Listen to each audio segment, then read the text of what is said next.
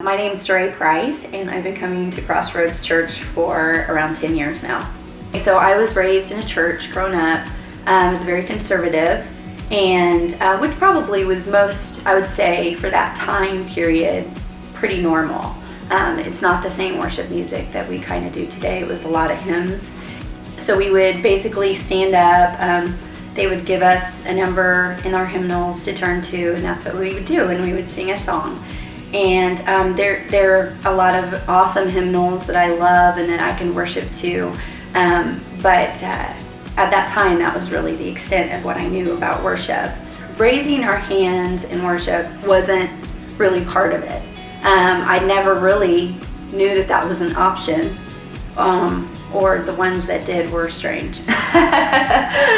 And I started moving towards a mindset of wanting to have a relationship with a God who really loved me, which is like awesome. And it's a great feeling. And as I was growing through that, I started, listening to Christian music more often, and to the point where that's all I really listened to. It just kept my mind where it was, focused on Him. And so I've always loved to sing. Even the hymns, I always loved to sing about Jesus, and but it never was anything more than that. As my relationship continued to grow, the longer I've been at Crossroads, my relationship has just grown, and my desire to live a life more pleasing to God just started becoming what my heart was. So the meanings of the songs began to have a deeper meaning to me in that relationship. I began wanting to raise my hands, but I still was struggling with the thought of, what will people think? I didn't want to be a spectacle or distract, because I was not used to this kind of worship. And that's what the enemy wanted me to continue to think, that it was just not worth the risk. There was a sermon almost exactly 2 years ago that Pastor Craig did on worship.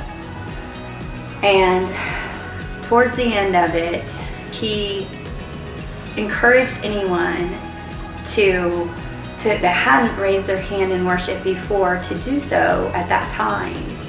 And at that moment, I decided to step out of my comfort zone and step into something else. When I took that risk and I stepped out, I had no idea what He had in store for me.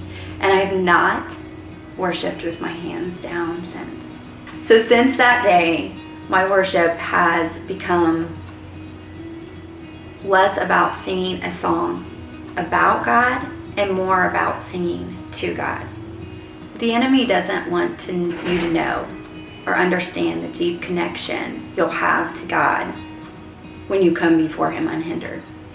So he wants to stop you at all costs to not raise your hand, not open yourself up to God, not be vulnerable before Him.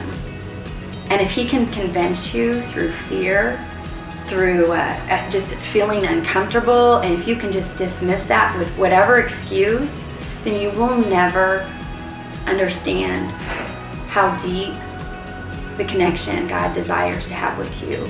That's what worship can do.